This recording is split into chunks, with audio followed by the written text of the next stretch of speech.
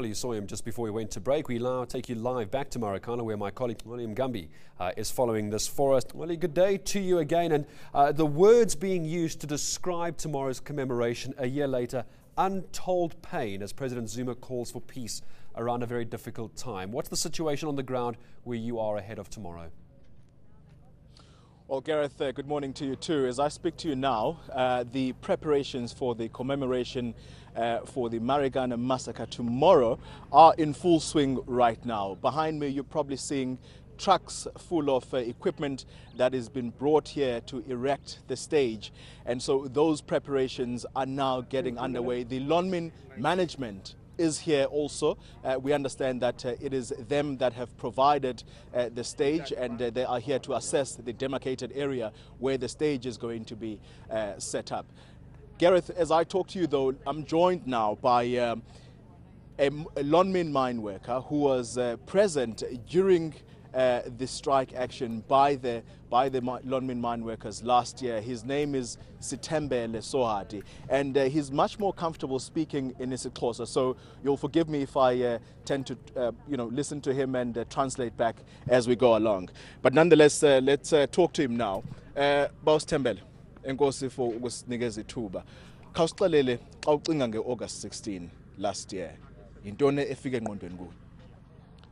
Uqala nge9 doti ukuzofika ngosuku lanamhlanje le 15 ukuya kwi16 kuvuka into eyenzekayo ukuthi apha entabeni yokuba sibulawe ngamapolisa esibulalela ukuthi sifuna i12,500 sifuna amalungelo wethu.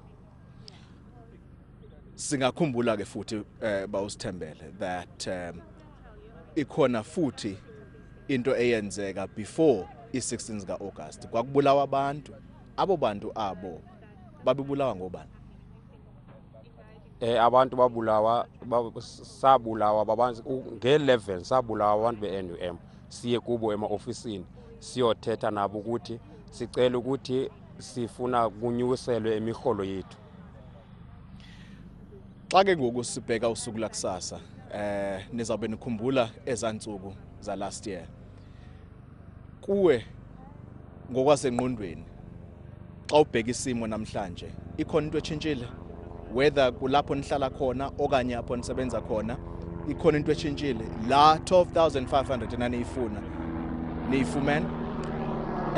Kwisimo esikhona awukabi khona into etshintshileyo, kusafana na last year xa bekhona strike. Ngoba ne12,500 yasiyifuna zange siyifumane, plus sakwathiwa xa sikhutshwa apha entabeni sihamba ukuthi masiphindele emsebenzini kwathiwa sofumana u22%. O22% asikamfumana namhlanje. Nalapho sihlala khona nje kefana ukuthi sihlala apho ububone xa ungena ezihakwini. Indawo esihlala kuzo indawo ngathi xa ufika ungazi ukuthi kuhlala ihagu kule ndawo. Okugqibela ke Mhlekazi, umbuzo ogqibela uthi nangu ke ngoku siya understand uba nonke apha eLonmin nibelonga ku-AMCU, nichoose i-AMCU as i-union yenu ezawunirepresenta. I-AMCU niyayithemba na uba yona union ezawunenza uba niyi-achieve la 12,500 naniyifuna? I-AMCU siyayithemba ukuthi njengoba sathi basingesibuye estrikeni semkasafike sajoyina yena sesisebenza ukuthi izosenzela zonke imfanelo esizifunayo. Ngokwezizathu oba ndithi siyayithemba i-AMCU, sithe sisentabeni siyi-NUM.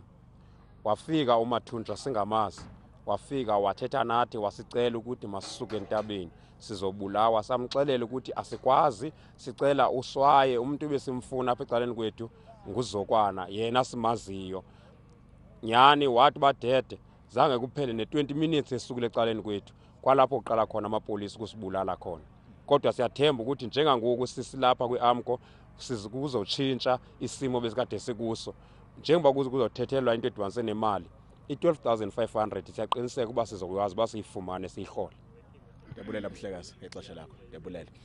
Oh, Gareth, that was Sithembele Sohadi.